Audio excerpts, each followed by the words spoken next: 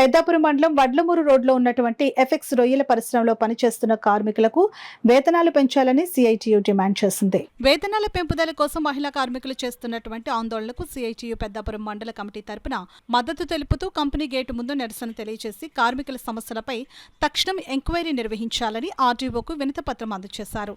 ఈ సందర్భంగా సిఐటియు జిల్లా కార్యదర్శి డి క్రాంతికుమార్ మాట్లాడుతూ పరిశ్రమల్లో మహిళా కార్మికులకు 330 రూపాయలు వేతనం ఇస్తున్నారని, మహిళా కార్మికులు 400కు పెంచాలని కోరుతున్నారని తెలిపారు. అధికారులు వచ్చినప్పుడు ఎంక్వైరీలో రోజుకు 600 వేతనం ఇచ్చినట్లు, గుడ్డు పాలు ఇస్తున్నట్లు చెబుతున్నారని, ఇది శుద్ధ అబద్ధమని తెలిపారు. కార్మికులకు కనీస వేతనం 600 ఇవ్వాలని డిమాండ్ చేశారు.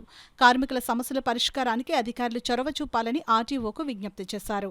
కార్యక్రమంలో సిఐటియు మండల అధ్యక్షులు గడిగట్ల సత్యబాబు, వడి సత్యనారాయణ, కూనిరెడ్డి అప్పన్న, డి కృష్ణ, ఎన్ సూరిబాబు, ఎస్ శ్రీనివాస్, అరుణ్ తదితరులు పాల్గొన్నారు. పాలు గుడ్డు ఇస్తున్నామని చెప్పండి అని చెప్పి యాజమాన్యం వీళ్ళకి చెప్తా ఉంది. అంతేకాకుండా ఒకవేళ అలా చెప్పకపోతే మిమ్మల్ని ఉద్యోగాలను తీసేస్తామని చెప్పి యాజమాన్యం మరీ మొండిగా చెప్తుంది. బెదిరింపులకు కూడా పాల్పడుతుంది.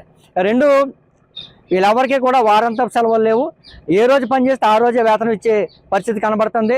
కార్మిక చట్టం ప్రకారం వారంలో 26 రోజులు 30 రోజులకి 26 రోజులు పనిచేయాలని చెప్పి నెలలో ఉన్న 30 రోజుల పాటు పనిచేయాల్సిందని చెప్పి యాజమాన్యం చెప్తా ఉంది. ఇది అత్యంత దుర్మార్గం. తక్షణం కార్మికుల సమస్యలు పరిష్కారం చేయాలని చెప్పి సిఐటిగా మేము కోరుతా ఉన్నాం. పిఎఫ్ఈఎస్ఐ అమలు చేయాలా.